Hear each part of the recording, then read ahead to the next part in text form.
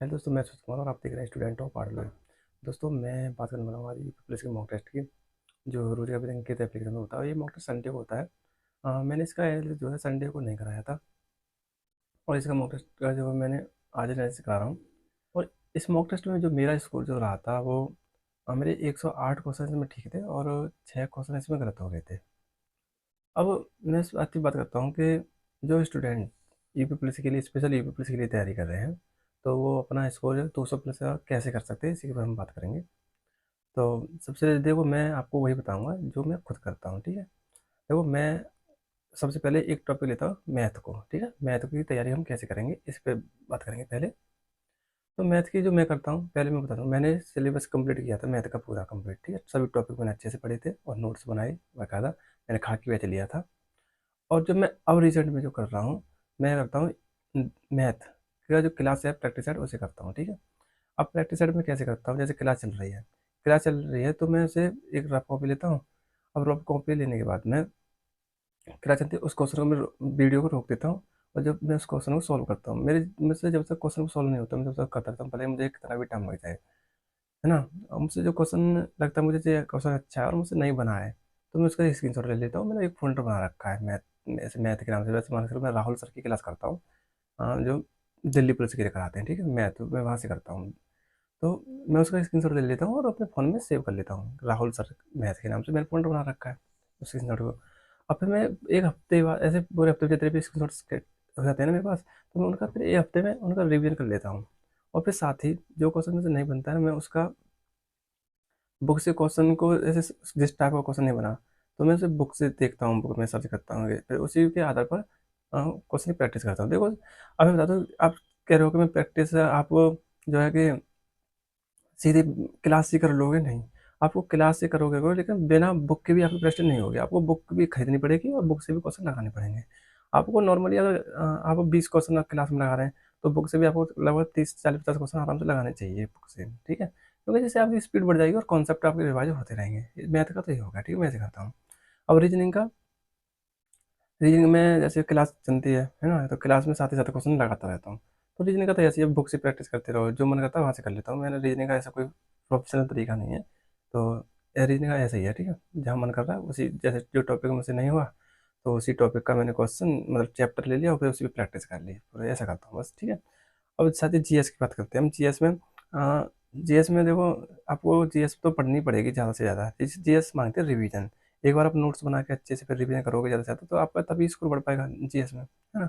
तो जीएस को आपको पहले से सिलेबस कंप्लीट कर लेना। जैसे आपकी हिस्ट्री हो गई, ज्योग्राफी हो गई, पॉलिटी, इकोनॉमिक्स वगैरह, ये सभी के नोट्स बनाने हैं अच्छे से, और बैच से तैयारी करनी है। कहीं से भी करिए, ऑनलाइन या ऑफलाइन। और फिर उसका रिवीजन कीजिए बार बार, एक बार, दो बार, तीन बार, चार बार, पांच बार, जब तक आपको याद नहीं हो जाता तब तक आपके माइंड में वो चीज़ें सेट नहीं हो जाती हैं। आप जब उस चीज़ को सोच रहे हैं, तो आपके दिमाग में वो चीज़ें आनी चाहिए सोचते टाइम, जो आपने पढ़ी हैं। तब तक उस चीज़ को पढ़िए, ठीक है। तो जीएस का तो ऐसा ही है। आपको जीएस मांगते रिवीजन। और मैं बाकी बाकी बताऊँ मैं कहाँ से पढ़ रहा हूँ, ये भी बात कर लेता हूँ। मैं नवीन सर का प्रैक्टिस सेट है वो से करता हूँ, जो नवीन सर 3 बजे कराते हैं। तो देखो, प्रैक्टिस सेट वो किसी के लिए भी हो, लेकिन प्रैक्टिस सेट वो नाम के लिए है, और बाकी नवीन सर उसमें जीएस कंप्लीट कराते हैं, ठीक है। तो जैसे मान के चलो, आप दिल्ली पुलिस के लिए कराया था, आप एसएससी जीडी के लिए करा रहे हैं, तो पहले उससे पहले भी यूपी पुलिस के लिए 2 सीरीज चली थी उनकी, तो ऐसा हुआ था ना। तो आप वहाँ से ऐसे कर सकेंगे। अब हिंदी की मैं बात करता हूँ, तो हिंदी में क्या करना है आपको, सिलेबस से आपके हिंदी के सभी टॉपिक, हिंदी में देखो ओवरऑल बात करें, तो हिंदी में यूपी पुलिस में सभी टॉपिक्स हैं। जैसे आपके संग व्याकरण तो पूरी हो ही गई, और रस छंद अलंकार हो गए, और आपकी कुछ रचनाएं भी हैं, पुरस्कार वगैरह, ये सब आते हैं। अब आपको ये तो देखो, हिंदी आपको एक बार टीचर से जरूर पढ़नी पड़ेगी, किसी से टीचर से पढ़िए आप। अब तभी आपको हिंदी समझ में आएगी। आप सोचो कि मैं बुक से या किसी से कर लूँ, तो ये सब पॉसिबल नहीं है ना। तो बुक से कर पाना पॉसिबल नहीं है, तो आपको बुक्स टीचर से एक बार पढ़नी है और नोट्स बनाने हैं, ठीक है, क्लास करनी है।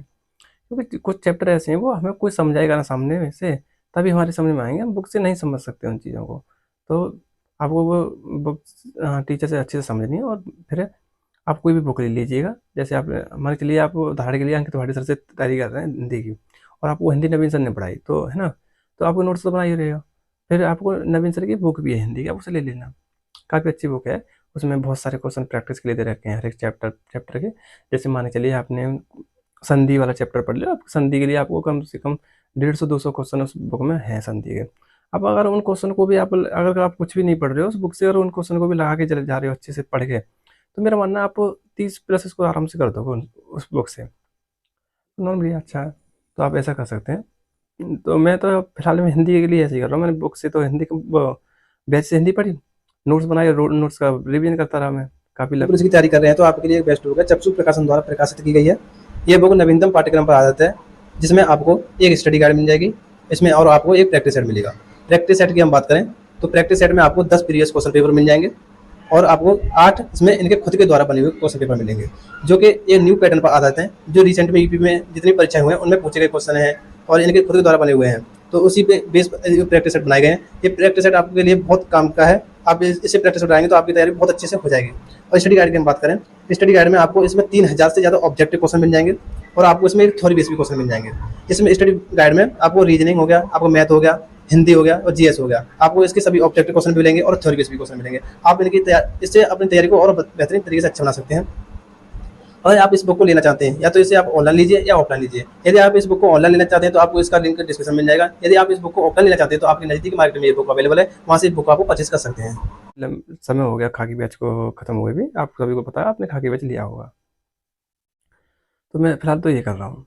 और फिर साथ ही अब बात आती है, मेन बात ये है कि आप जब मॉक टेस्ट देते हैं उसका एनालिसिस करना। एनालिसिस कैसे करना है, जैसे आप मॉक टेस्ट दे दिया आपने, ठीक है, तो आपको उसका एनालिसिस करना है। जो गलती आपकी हो रही हैं, जो आप कमियां कर रहे हैं, जैसे आपने कोई वैसे आपका जीएस में पॉलिटी से क्वेश्चन हर बार गलत हो रहे हैं, तो आपको पॉलिटी पढ़नी चाहिए, उस चीज़ को देखनी चाहिए कौन से क्वेश्चन गलत हो रहे हैं, उनको आपको अपनी एक कॉपी बना लेनी चाहिए आपकी जो गलतियाँ हैं उसमें लिखने के लिए, है ना। तो आप उन गलतियों की कॉपी में लिखिए। पूरे वीक आपका जब सिलेबस कंप्लीट है और आप एक प्रैक्टिस की रनिंग में आप प्रैक्टिस कर रहे हैं, रिवीजन कर रहे हैं, तो आपको एक कॉपी बना लेनी है और आपकी जो गलतियाँ हैं, जो आप कमियाँ कर रहे हैं, उन कमियों को उसमें लिखना चाहिए कॉपी में आपको। तो उसी के आधार पर पूरे आप वीक अपना उसी चीज़ पे तैयारी कीजिए, मेहनत कीजिए अच्छे से। जैसे मान लीजिए आपके पॉलिटी के क्वेश्चन मॉक टेस्ट में गलत हो गए इस बार, ठीक है, तो आपको पॉलिटी पूरे हफ्ते पॉलिटी पढ़ लेनी है अच्छे से। अब ये नहीं है कि पॉलिटी पढ़ते रहो, और भी सब्जेक्ट हैं आपको फिर उन्हें भी पढ़ना है। एक टाइम सबको देगा, लेकिन पॉलिटी के क्वेश्चन गलत हुआ, पॉलिटी को ज़्यादा समय देना है, ठीक है। जीएस का तो आपको देखो आपको तैयारी, मेरा मानना है कि 8 से 9 घंटे तो करनी चाहिए, मतलब जीएस के लिए नहीं, पूरा ओवरऑल। तो जीएस के लिए आप उसमें 2 घंटे तो दे ही लो, 2 घंटे, 2-3 घंटे मान लो जीएस के लिए। एकदम 1.5 घंटा मैथ के लिए देते हो, मैथ के लिए इतना ही बहुत है, एक प्लस के लिए 1.5 घंटा, आप 1.5 घंटा दे लेते हो मैथ में। अगर आपने एक सिलेबस कंप्लीट कर लिया मैथ का, तो आप 1.5 घंटे बहुत सारे क्वेश्चन लगा लोगे और प्रैक्टिस अच्छी कर लोगे। तो ऐसा करते रहिए। तो अगर आपको कोई डाउट है, कोई और भी है, तो एनालिसिस ज़रूर करना है ना। मैं तो मॉक टेस्ट का एनालिसिस ज़रूर कीजिए, अपनी गलतियों को पहचानिए, कमियों को। जैसे आप कमियों को पहचान लिए तो मॉक टेस्ट देने का फ़ायदा तभी है, आप अपनी कमियों को पहचानते हैं।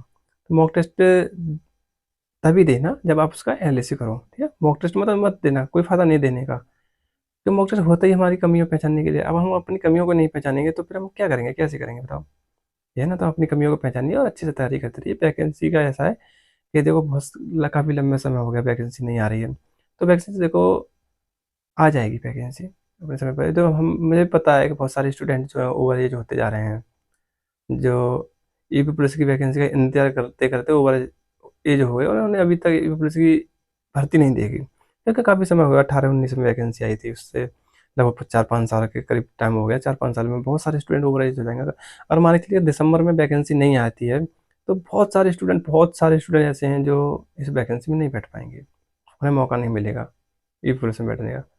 ना तो उन्हें पहले मौका मिला, पहले उनकी एज नहीं थी, इस बार में उनकी एज ज़्यादा हो गई। तो ये चीज़ होनी है, तो आप अपनी तैयारी को बहुत अच्छे से करते रहिए। आज के लिए बस इतना ही, धन्यवाद।